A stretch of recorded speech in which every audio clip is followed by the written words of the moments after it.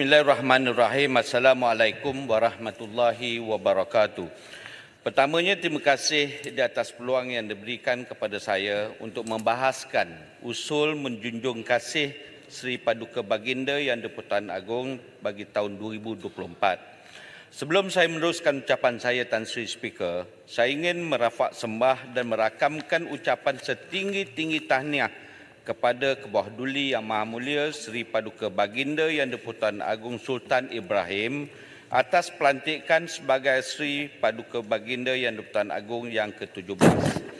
Saya juga ingin merafak sembah dan merakamkan ucapan penghargaan dan terima kasih kepada Al-Sultan Abdullah Riyaduddin Al-Mustafa Billah Shah yang telah menamatkan perkhidmatan sebagai Sri Paduka Baginda Yang di-Pertuan Agong yang ke-16. Sesungguhnya Sri Paduka Baginda Yang di-Pertuan Agong ini selaku ketua negara ibarat payung kepada negara dan institusi beraja yang merupakan pelengkap kepada Malaysia yang mengamalkan sistem demokrasi berparlimen di bawah pentadbiran raja berperlembagaan. Tan Sri Speaker, Puan Speaker, sekejap je Tan Sri Speaker. Saya belum sempat nak ucap tahniah kepada Tan Sri Speaker. Harap Tan Sri Speaker dengar, kerana telah membuat pilihan baju bentara kita warna Felda. Ini menunjukkan semangat perjuangan Felda dapat dibawa ke Dewan Rakyat ini. Tahniah kepada Parlimen Malaysia. Sangatlah, cerah sangat ni. Dah warna Felda lah ni. Yang Muhammad saya nak sebut, saya nak teruskan Yang Muhammad. Alhamdulillah kita dapat lihat proses peralihan Sri Paduka Baginda Yang di-Pertuan Agong telah berjalan dengan lancar dan sambutan di kalangan rakyat jelas menunjukkan bahawa institusi beraja ini masih terus kekal di hati rakyat. Titah Sri Paduka Baginda Yang di-Pertuan Agong tempoh hari adalah satu titah yang ringkas, padat, penuh dengan isi yang tersurat dan juga tersirat.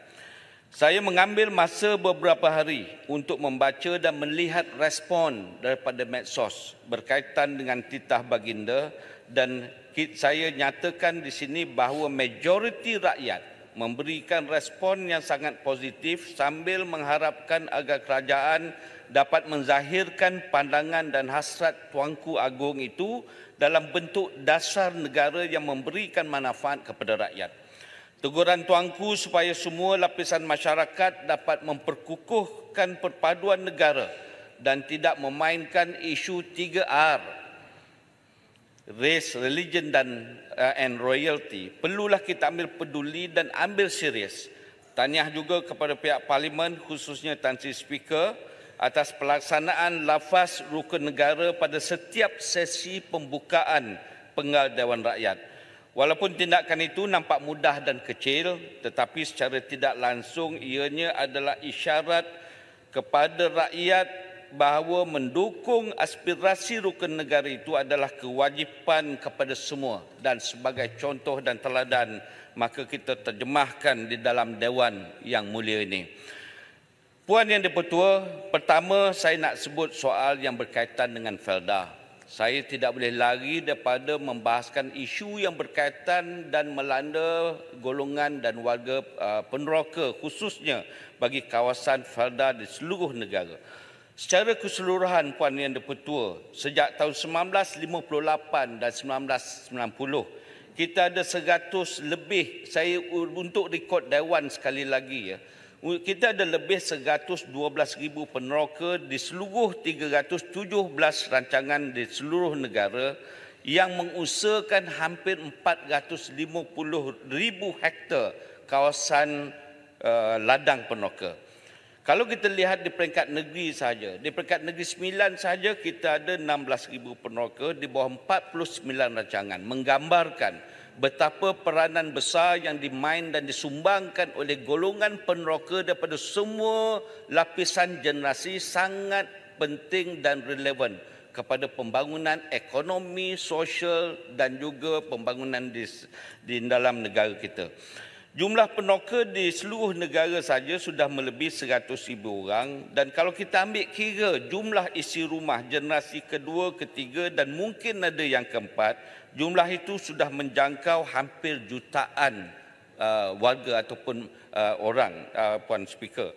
Sebab itu sudah semestinya, saya sebut sekali lagi di dalam Dewan Yang Mulia ini, sudah semestinya fasiliti, keadaan serta keperluan di kalangan masyarakat Felda pada hari ini adalah jauh berbeza daripada apa yang disediakan oleh kerajaan sewaktu awal penubuhan Felda dulu.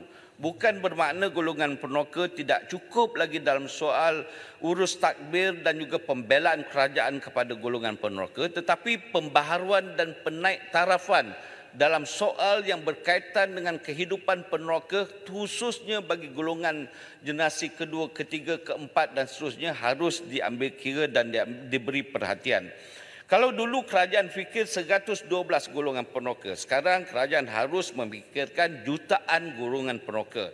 Kalau saya bercakap dalam soal generasi baru Felda ini, bukan hanya berkisar kepada soal penempatan sahaja, tetapi soal yang berkaitan dengan kesinambungan dan hala tuju Felda untuk satu jangka masa yang lebih panjang, Puan Yang di-Pertua. Sebab itu saya merasakan sudah sampai masanya kerajaan melihat semula, mengkaji dan mengeluarkan satu blueprint baru untuk Felda secara keseluruhan. Saya dan sudah semestinya apabila bercakap dengan soal Felda, saya tidak boleh lari daripada menyentuh soal Akta Penempatan Berkelompok ataupun GSA yang setelah pun digubal sejak tahun 1960. Saya pernah membangkitkan berkenaan Akta GSA dalam perbahasan saya sewaktu perbahasan bajet 2023, belanjawan 2023 yang lalu. Dan saya ingat, saya catat jawapan daripada Yang Berhormat Menteri menyatakan bahawa pihak kerajaan juga bersetuju bahawa sudah sampai masanya Akta GSA 1960 dipinda buat ketika ini. Yang Berhormat Menteri juga menambah kepada jawapan itu, iaitu Jawatankuasa Khas Penyelarasan Pindaan Akta 530 telah ditubuhkan, yang mana jawatankuasa pemandu yang dipengusikan oleh Timbalan Ketua Setiausaha Kanan Jabatan Perdana Menteri dan jawatankuasa teknikal dipengusikan oleh Pengarah Besar Felda.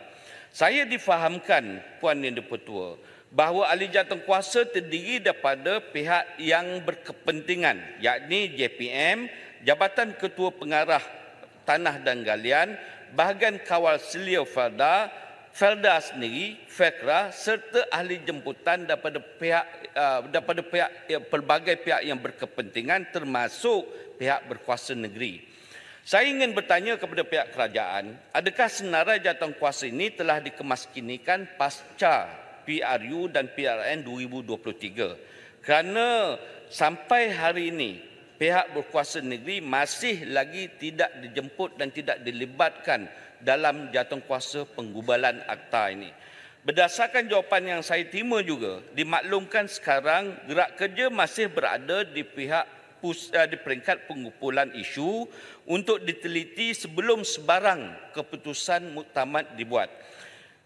Adakah pihak kerajaan mempunyai timeline dengan izin ataupun garis masa yang telah ditetapkan, dan bilakah pindaan terhadap akta ini akan dibawa untuk dibahaskan di Dewan Rakyat? Lebu. Boleh minta maaf, boleh saya habiskan sekejap minta maaf Kuala Krau ya. Saya juga ingin mencadangkan kepada pihak kerajaan supaya satu sesi libat urus khas bersama dengan ahli-ahli parlimen dan juga adun-adun bagi 54 kawasan parlimen di seluruh negara dapat diada dan diuruskan segera.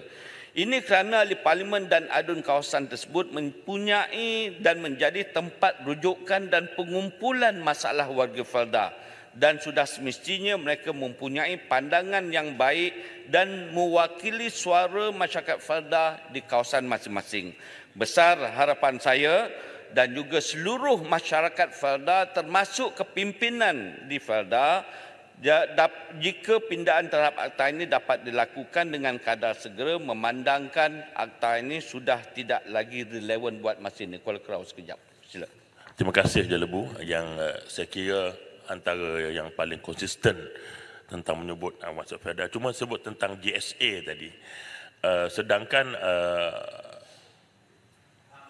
perbincangan untuk menghapuskan GSA itu masih belum berlaku. Tapi apa yang sedang berlaku di tanah rancangan Felda ialah telah bermulanya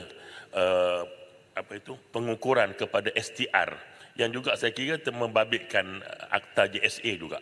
Terima kasih. Ya, terima kasih Kuala Kerau. Masukkan ucapan saya. Dia bukan penghapusan Kuala Kerau, penambahbaikan. Kajian untuk kita gubal balik akta JSA 1960. Kerana Puan Yang Di-Pertua, banyak perkara yang diperjuangkan oleh golongan penoka dan generasi terkini di dalam kawasan Felda, dia tidak boleh meet ataupun dengan izin tak boleh nak masuk dengan akta kita. Sebahagiannya Puan Di-Pertua, saya sebut perkara kedua, yakni mengikut akta JSA hanya sebuah rumah sahaja, iaitu rumah penoka saja yang dibenarkan dibina atas lot tersebut. Perjuangan daripada golongan generasi muda Felda untuk kerajaan membenarkan supaya dibina lot kedua. Lot ketiga di atas lot pertama ataupun tanah lot pertama yang keluasannya hampir setengah hektar.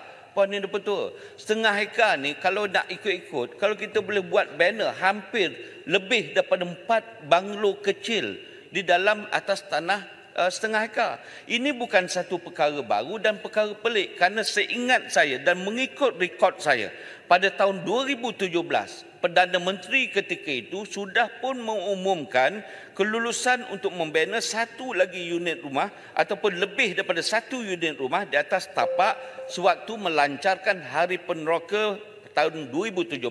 Maknanya apa, Puan Yang Di-Pertua? Maknanya itu boleh dilakukan mengikut keadaan dan situasi apabila ianya memerlukan ataupun keadaan memerlukan perubahan sedemikian rupa dilaksanakan di kawasan Felda. Ini bukan soal yang berkaitan tentang pelanggaran syarat atau sebagainya. Pelbagai sesi libat urus antara Felda termasuk kerajaan negeri sebagai pemegang taruh kepada Akta Tanah Kanun Tanah Negara boleh melakukan perbincangan dari masa ke semasa supaya kelulusan untuk membina lot kedua Felda ini dapat diberikan untuk kepentingan golongan generasi kedua, ketiga dan keempat, Puan Yang Di-Pertua. Jadi kan itu sila gulung. Boleh saya sambung sikit lagi, Puan. Sila gulung. Ya, saya gulung Puan Yang Di-Pertua. Kan itu Puan Yang Di-Pertua je. Mengikut rekod kita 60-70% penoka generasi pertama sudah meninggal dunia. Yang ada sekarang ini hanya generasi pewaris ataupun generasi 1, 2, 3 dan 4. Dan dalam akta juga pemilik ataupun penoka asal ini dikenal sebagai pemilik yang saya dah sebut dan juga golongan penoka sebagai pentadbir. Ini juga di dalam akta tidak menyebelahi dan juga tidak memberikan kepentingan kepada generasi baru kawasan Felda di dalam Akta JSA 1960. Kerana itu Datuk Yang Di-Pertua, ya kena tangan nak sambung. Kerana itu Puan Yang Di-Pertua, oleh kerana gangguan terlalu banyak, saya sambung sedikit lagi Puan Yang Di-Pertua. Kerana itu sampai masa dan ketikanya kerajaan harus menetap dan buat keputusan supaya akta yang sudah tidak lagi relevan untuk kepentingan masyarakat dan warga Felda ini dapat diberikan penumpuan dan dapat dilaksanakan secepat mungkin. Jelebu menyokong Puan Yang Di-Pertua. Terima kasih. Terima kasih. Yang